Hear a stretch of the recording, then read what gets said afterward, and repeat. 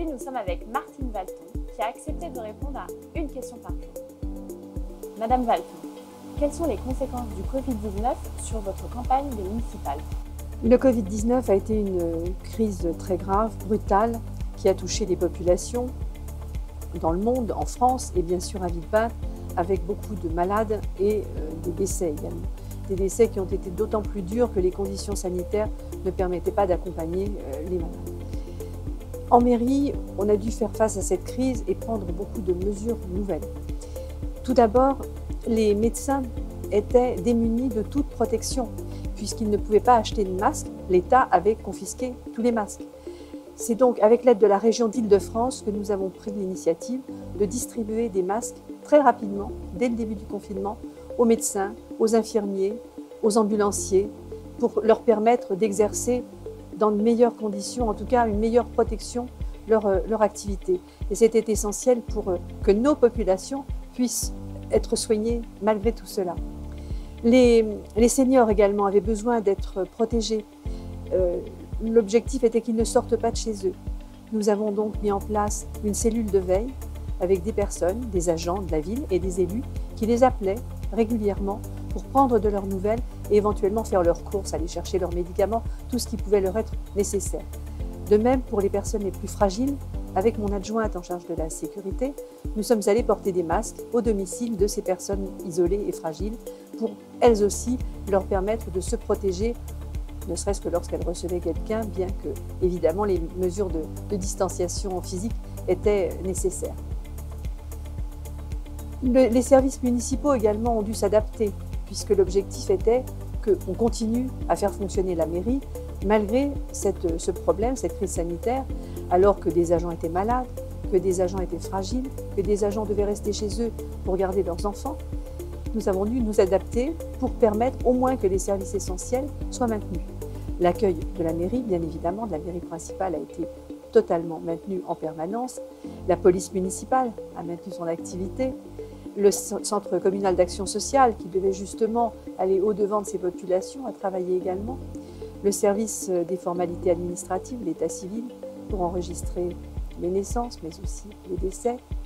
Et puis, bien évidemment, une école a été ouverte pour, dès le début de cette crise, accueillir les enfants des personnels soignants. Et donc, des agents ont dû se mobiliser pour le temps scolaire, aux côtés des enseignants, mais également avant l'école, pour garder les enfants de bonne heure le matin, le soir également, pendant que les soignants rentraient chez eux. Et il a fallu pour cela avoir beaucoup de monde pour faire toutes ces activités, mais aussi prendre des mesures de protection, puisque vous savez qu'on ne pouvait pas accueillir plus de 10 enfants par classe en élémentaire, 5 seulement en maternelle. Il a fallu organiser toute cette activité, accueillir les enfants. Les lavages de mains étaient extrêmement fréquents. On passait beaucoup de temps à tout cela, mais tout cela, ça demandait beaucoup de personnel qui s'est adapté et qui a fait ça. Et puis, les masques, l'objectif était, puisqu'on espérait qu'un jour le déconfinement se produirait, l'objectif était de protéger l'ensemble de la population en leur mettant des masques à disposition. Nous en avons acheté 85 000 masques pour tous les habitants, pour les enfants également, les scolaires. Et puis, comme on craignait que ça ne soit pas suffisant, eh bien, spontanément, des agents de la ville qui n'étaient pas occupés parce que leurs activités habituelles n'avaient pas lieu, eh bien, ces agents ont créé des ateliers couture et ont cousu des masques. J'ai encore 2 ateliers qui fonctionnent actuellement pour continuer à venir en aide, non seulement à la population, mais aussi, on a un certain nombre d'établissements hospitaliers, de maisons de personnes handicapées, et toutes ces institutions n'avaient pas de masques. Et donc, petit à petit, on leur a fourni à tous des masques. Et puis, j'oubliais dans les services qui se sont maintenus, bien évidemment, la propreté, puisqu'il était indispensable que la propreté de la ville soit maintenue. Et donc, nos services, partout, à tout moment, se sont mobilisés pour être présents. Et j'en profite d'ailleurs pour les remercier, parce que vraiment, c'était un très beau moment. Et pendant cette crise, je voudrais, là, ce sont tous les problèmes qui ont pu se créer, il y a eu aussi beaucoup de bonne volonté, beaucoup de solidarité. Et beaucoup d'associations se sont investies également pour venir en aide aux populations, notamment aux populations fragiles, parce qu'il y a ceux qui étaient, par leur âge, fragiles. Il y avait aussi beaucoup de personnes qui n'ont plus d'activité professionnelle, qui n'ont plus de ressources. et qu'il a fallu aider. Nous-mêmes, en mairie, nous avons mis en place chaque semaine une distribution alimentaire pour permettre à ces personnes démunies d'avoir au moins de quoi se nourrir.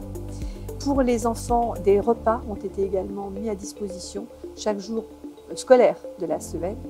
Et puis également des repas, une fois par semaine, étaient proposés dans les quartiers, également toujours pour les personnes dans les quartiers, les cités en fait, pour les personnes fragiles et démunies.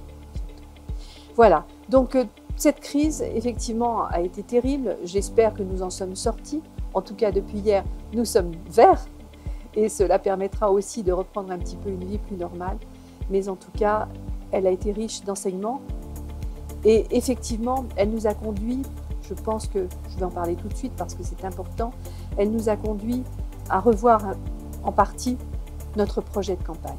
On s'est rendu compte que la santé, la solidarité, le handicap étaient des domaines qu'il fallait particulièrement développer.